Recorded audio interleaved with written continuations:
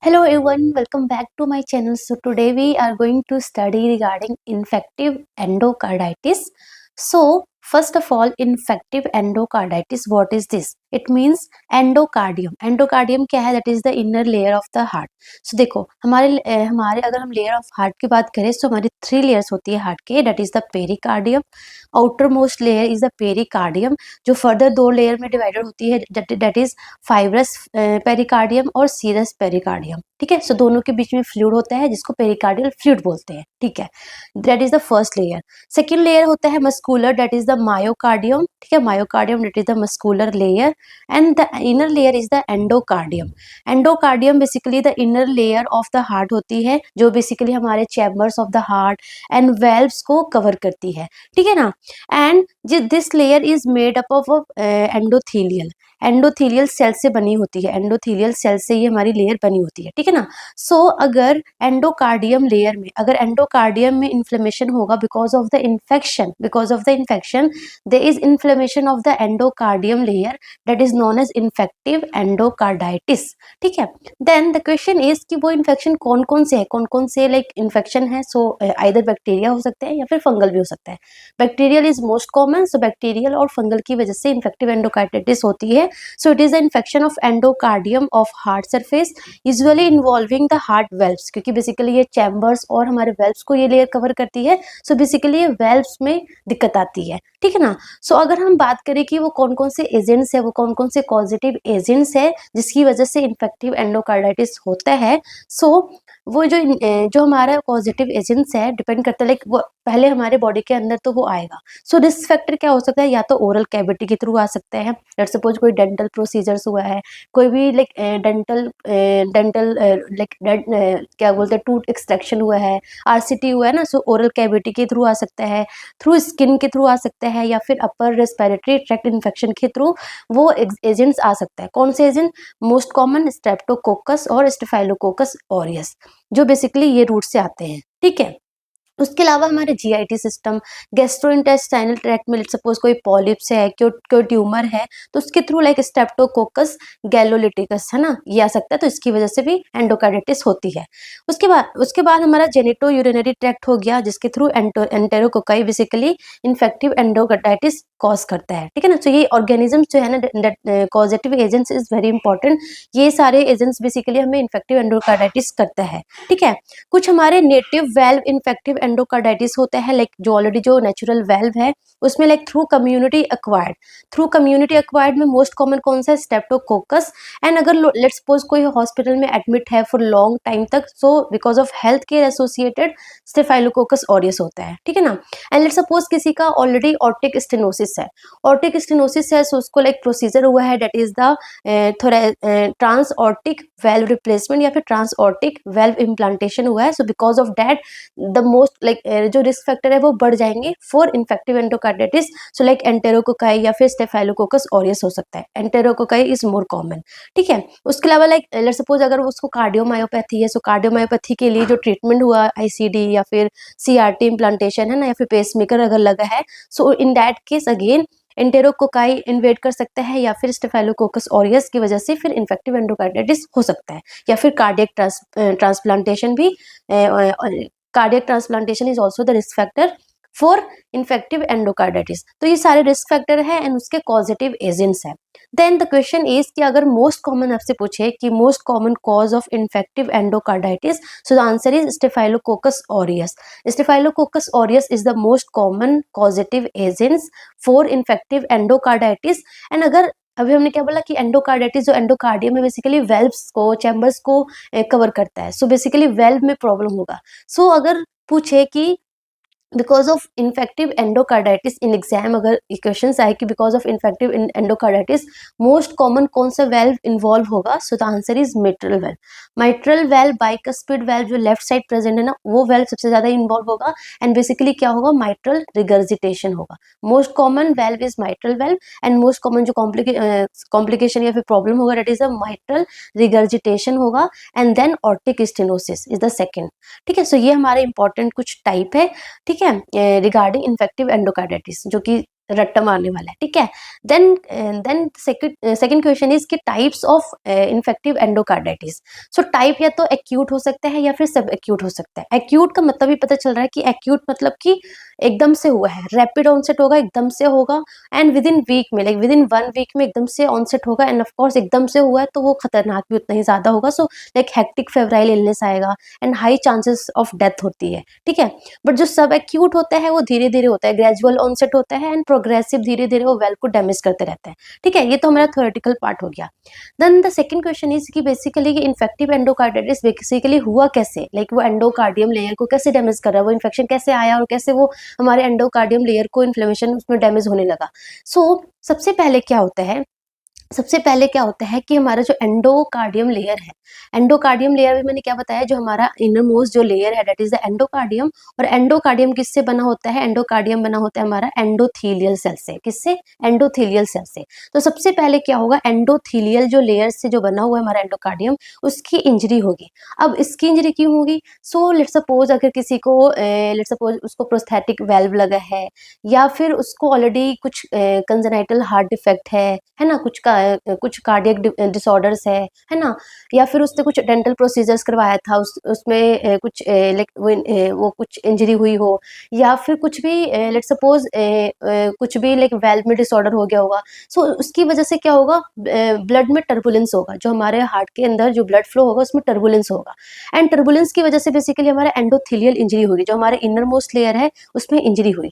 अब आप सबको पता है जब भी हमारे यहाँ पे इंजरी होती है, हमारी बॉडी में इंजरी होती है, तो क्या होता है वहाँ पे हमारा फिवरीन, वहाँ पे प्लेटलेट्स सब लोग आएंगे। तो वहाँ पे फिवरीन आएगा, प्लेटलेट्स आएंगे, सब कुछ आएंगे, तो क्या बना देगा वहाँ पे, क्लॉट बना देगा। क्या बना देगा, क्लॉट बना देगा। सबसे पहले एंडोथेलियल इंजरी हुई, वहाँ पे फिवरीन आया, वहाँ पे हमारे प्लेटलेट्स आए और वहाँ पे क्लॉट बना दिया, ठीक है। क्लॉट बन गया। अभी तक वो सिंपल क्लॉट बना था, वहाँ पे कुछ भी बैक्टीरियल वगैरह नहीं आया था, that is a non bacterial thrombotic endocarditis हुआ था। जस्ट वहाँ पे क्लॉट्स बन गया था, तो उसको हम बोलेंगे नॉन बैक्टीरियल थ्रोम्बोटिक एंडोकार्डाइटिस, ठीक है। एंड लेट्स सपोज अब वो जो ऑर्गेनिज्म है, वो organism like either oral cavity के थ्रू, या फिर जेनिटो यूरिनरी ट्रैक्ट के थ्रू, या फिर जीआईटी के थ्रू, है ना, हमारे ब्लड में आया। अब वो ब्लड कहाँ पे आएगा, ऑफ कोर्स हार्ट में भी आएगा। सो वो ब्लड के थ्रू हमारे हार्ट में भी आएगा, एंड हार्ट में जो हमारा एंडोकार्डियम जो लेयर है, वहां पे क्या हो रखी है, इंजरी हो रखी है, वहां पे क्लॉट फॉर्म हो रखा है, मतलब बेसिकली वहां पे इंजरी हो रखी है। तो जैसे ही ये बैक्टीरिया आएंगे, यहाँ पे आके क्या हो जाएंगे, स्टिक हो जाएंगे। स्टिक क्यों हो जाएंगे, बिकॉज जो ऑर्गेनिज्म है, जो बेसिकली जो इन्फेक्टिव एंडोकार्डाइटिस करता है, लाइक स्ट्रेप्टोकोकस, स्टेफाइलोकोकस ऑरियस, हमारा एंटेरोकोकाई, वो they have microbial surface component recognising adhesion matrix होगा, तो वो आके वहां पे अधेयर हो जाएंगे, चिपक जाएंगे। जो लेयर डैमेज हो रखी है वहां पे आके चिपक जाएंगे। अब वो जैसे ही चिपकेंगे तो क्या फॉर्म करेंगे, वहां पे क्या फॉर्म करेंगे, वहां पे फॉर्म करेंगे वेजिटेशन। वेजिटेशन का मतलब क्या है, वेजिटेशन का मतलब सिंपल है कि वहां पे प्लेटलेट तो था ही, प्लस फिवरिन तो था ही, प्लस अब वहां पे और क्या आ गया, वहां पे बैक्टीरिया आ गया है, वहां पे बैक्टीरिया आ गया। So that is known as vegetation. And जैसे ही प्लेटलेट है, फिवरिन है, वहां पे बैक्टीरिया आएंगे एंड तीनों एक साथ ग्रो करने लग जाएंगे। एंड जैसे ही बैक्टीरिया आएंगे ना, और टॉक्सिन वगैरह रिलीज होगा, तो और ज्यादा थ्रोम्बोटिक इवेंट्स जो है ना और ज्यादा बढ़ जाएगा, और वहां पे प्लेटलेट्स आएंगे और बहुत सारे फिवरिन आएंगे, तो वो धीरे धीरे और बढ़ता जाएगा, ठीक है। सो बिकॉज ऑफ वेजिटेशन आया, एंड ये बहुत सारा लाइक वेजिटेशन और प्रोग्रेस होते रहेगा, जिसकी वजह से तीन चीजें बेसिकली देखने को मिलेगा। फर्स्ट क्या देखने को मिलेगा, एम्बोलाई। एम्बोलाई क्या, जैसे कि वो वेजिटेशन है, वो वेजिटेशन वहाँ पे प्लेटलेट्स है, फिवरिन है, मतलब थ्रोम्बस है।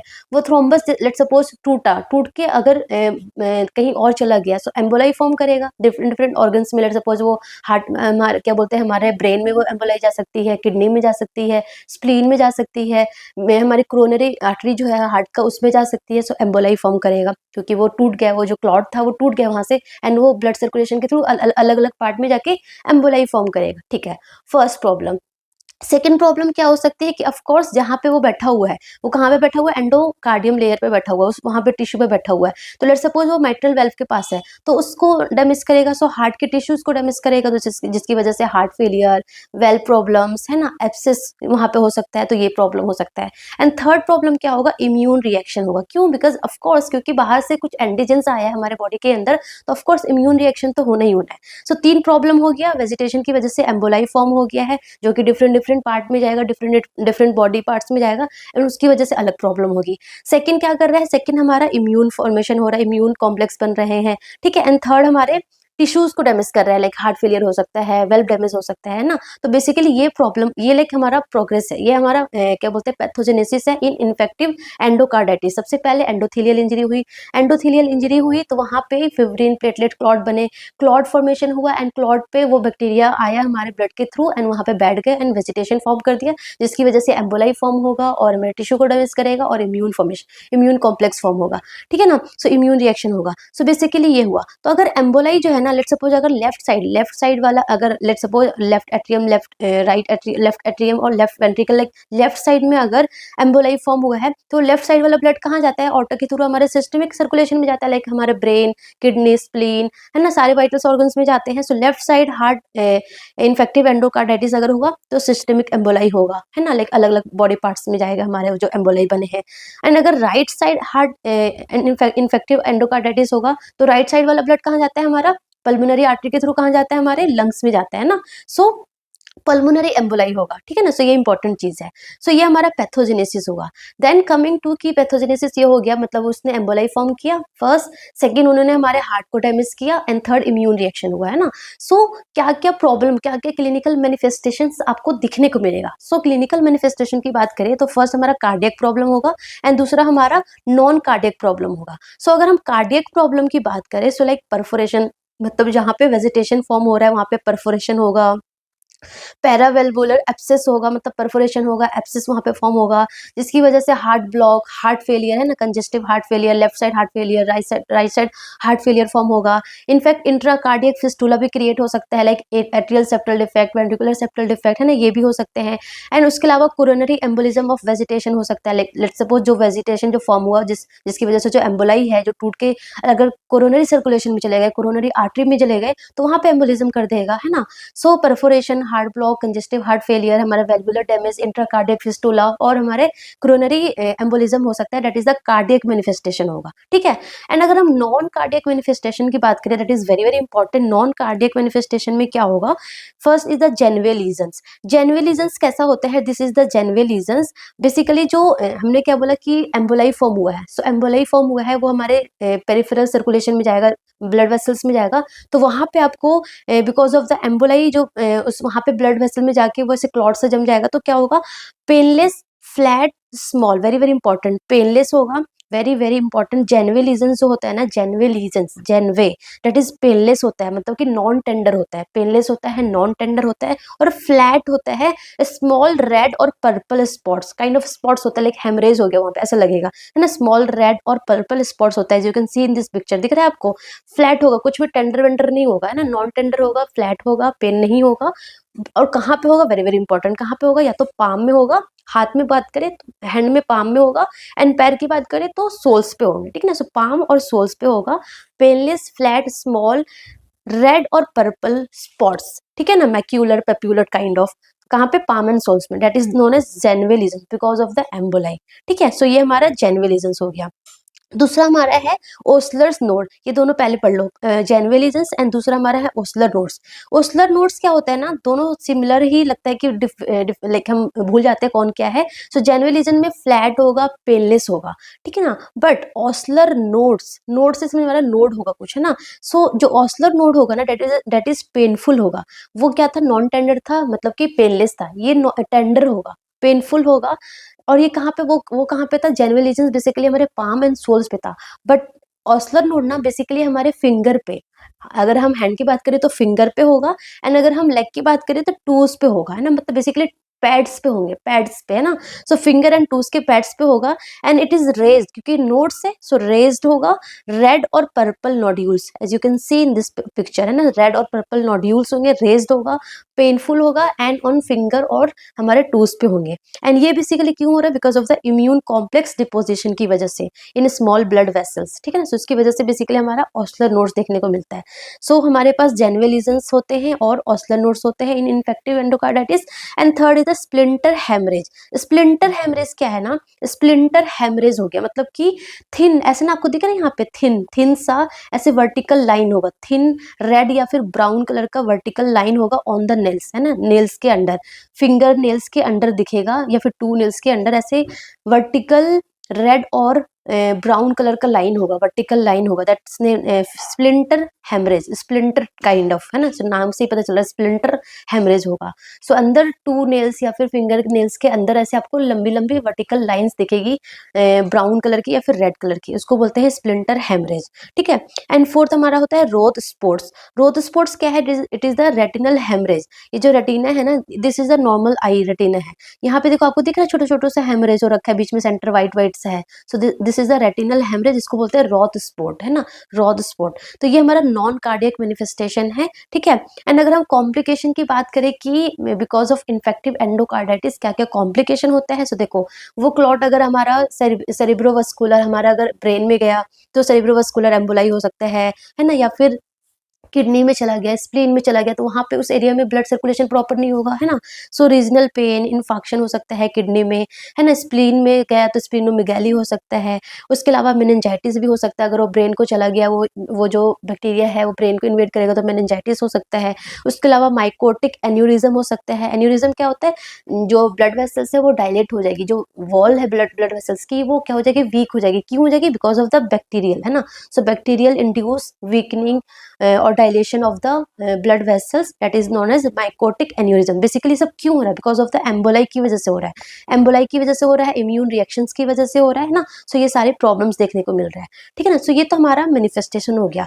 तो जैसे मैंने आपको पढ़ाया था rheumatoid arthritis, sorry rheumatic fever, जब मैंने पढ़ाया था आपको रूमेटिक फीवर पढ़ाया था, तो उसमें मैंने उसमें आपको एक क्राइटेरिया बताई थी, है ना, Jones criteria. Jones criteria for like diagnosis of rheumatic fever. ऐसे ही इन्फेक्टिव एंडोकार्डाइटिस में भी एक मॉडिफाइड डूक्स क्राइटेरिया है, लाइक ये मॉडिफाइड हो गया अभी कुछ दिन पहले, कुछ ईयर्स पहले, इसलिए मॉडिफाइड बोलते हैं, पहले इसको डूक्स क्राइटेरिया बोलते थे।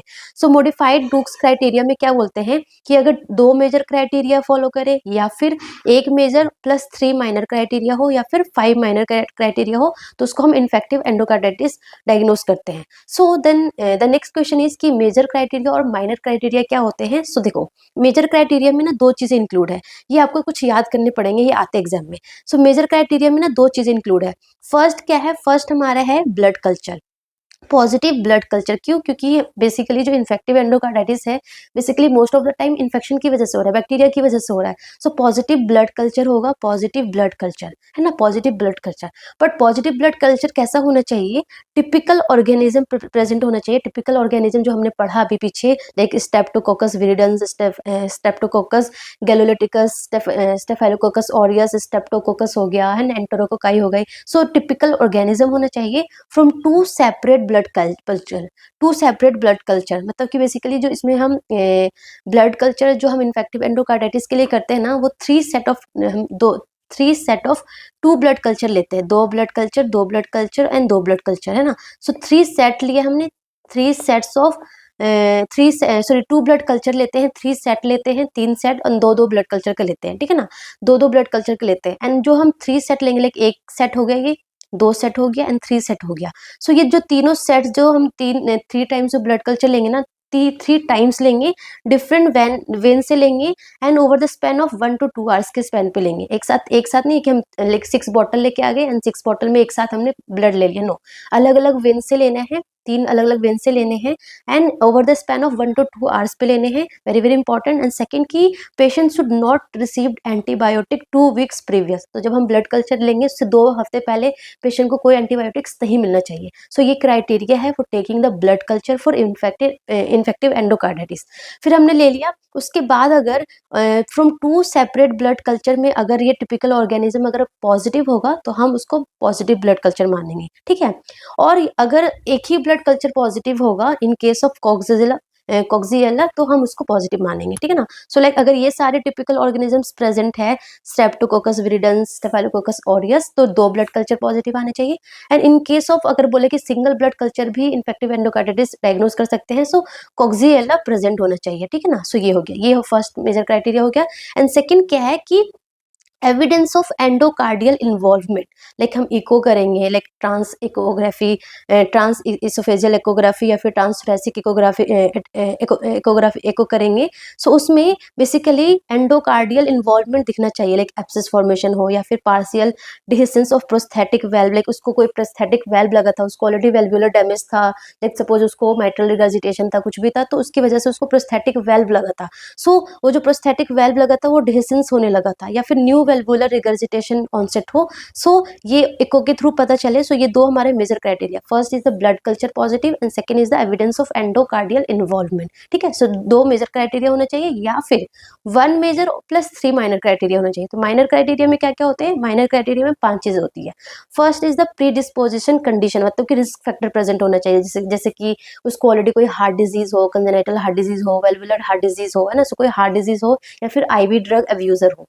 ठीक है, so first is the predisposition condition होना चाहिए। सेकंड, उसको फीवर हो that is more than 38 degree Celsius. And third is the valvular phenomena हो, लाइक एम्बोलाई हो, उसको मरमर हो रहा हो, मतलब जब आप ऑस्कल्टेट करो तो मरमर हो, है ना, सो वेल्वुलर फेनोमेना हो।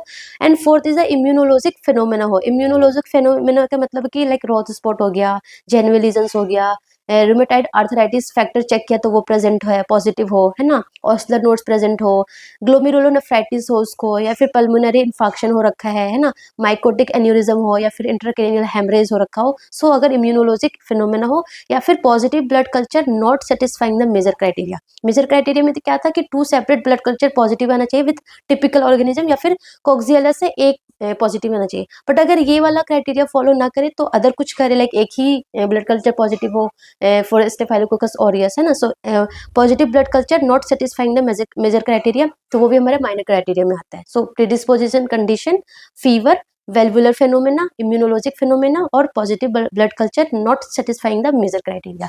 तो ये हमारे 5 माइनर क्राइटेरिया है एंड ये हमारे 2 मेजर क्राइटेरिया है। ठीक है ना, सो जैसे हमने जोन्स क्राइटेरिया पढ़ा था फॉर रूमेटिक फीवर के लिए, उसमें भी ऐसी था, है ना, वैसे इसमें भी है। ठीक है ना, सो 2 मेजर क्राइटेरिया होना चाहिए, या फिर 1 मेजर प्लस 3 माइनर होना चाहिए, या फिर 5 के 5 पूरा माइनर भी होगा तो भी वो चलेगा। ठीक है, सो ये हमारा हो गया फॉर डायग्नोसिस के लिए। देन कमिंग टू ट्रीटमेंट कैसे करना है। सो अगर methyl resistant staphylococcus aureus native valve endocarditis हो, ठीक है ना, सो इन दैट केस वेंकोमाइसिन और डेप्टोमाइसिन देंगे। ठीक है, अगर मिथाइलिन मतलब कि बेसिकली हम एंटीबायोटिक्स देंगे। सो डिपेंड करता है कौन सा पॉजिटिव एजेंट है, उसके अकॉर्डिंग उसका क्या बोलते हैं एंटीबायोटिक्स देंगे। ठीक है ना, सो अगर methyl resistant staphylococcus aureus prosthetic valve implantation हो, प्रोस्थेटिक वेल्व एंडोकार्डाइटिस हो, so vancomycin plus gentamicin plus rifampicin भी देते हैं। ठीक है, अगर एंटेरोकोकस की वजह से हुआ तो एम्पिसिलिन प्लस जेंटामाइसिन देते हैं। ऐसे ही अगर स्टेप्टोकोकाई की वजह से हुआ तो सेफ्ट्रिएक्सोन प्लस जेंटामाइसिन देंगे। कोक्सियला की वजह से है तो डॉक्सीसाइक्लिन प्लस हमारा एससीक्यू देंगे, है ना। तो ये अलग अलग है। अगर कैंडिडा मैंने बोला ना, या तो बैक्टीरिया की वजह से हो सकता है या फिर फंगल की वजह से हो सकता है। सो अगर फंगल में अगर कैंडिडा इन्वॉल्व है, सो IV amphotericin B plus flucytosine देंगे। सो ये हमारे ट्रीटमेंट है। ठीक है, सो ये हमारा कंप्लीट हो गया। देन एक और MCQ इंपॉर्टेंट है, यहाँ से MCQ आ सकता है फॉर प्रिवेंशन के लिए, कि प्रिवेंशन के लिए क्या करना है। सो प्रिवेंशन के लिए अलग लाइक सबके लिए नहीं, जो बहुत हाई रिस्क लोग है, high risk cardiac lesions already उसको है, for which endocarditis prophylaxis is advised prior to dental procedures. Let's suppose वो उसको पहले उसको कभी एंडोकार्डाइटिस हो रखा है, या फिर कोई प्रोस्थेटिक वेल्व लगा हो उसको, या फिर ICD CRT या फिर पेसमेकर इम्प्लांट हुआ हो, या फिर वेल्वुलोपैथी हो, कार्डियक ट्रांसप्लांटेशन हुआ हो एंड उसके बाद उसको वेल्वुलोपैथी हो रखी हो। सो ये सारे लोग क्या है, हाई रिस्क पर्सन है। सो हाई रिस्क पर्सन में हम अगर कोई भी डेंटल प्रोसीजर्स करते हैं तो उससे पहले हम लाइक प्रोफाइलेक्सिस देते हैं, एंडोकार्डाइटिस प्रोफाइलेक्सिस देते हैं। उसमें हम बेसिकली क्या देते हैं, 2 ग्राम पर ओरली अमोक्सिसिलिन देते हैं 1 hour before the procedure, that is for prevention, so that की इन्फेक्टिव एंडोकार्डाइटिस फर्दर ना हो। ठीक है, सो प्रिवेंशन के लिए 2 ग्राम पर orally amoxicillin 1 hour before the procedure देते हैं, like dental procedure and all. So ये हमारा था regarding infective endocarditis. Very important this Duke's criteria and major and minor में क्या क्या होते हैं, एंड ये पैथोजेनेसिस अगर याद कर लोगे तो आपको इसका cardiac and non cardiac manifestation भी समझ में आ जाएगा। नॉन कार्डियक में बेसिकली आपको Janeway lesions, splinter haemorrhage, Osler nodes and Roth spots याद करना है। ठीक है।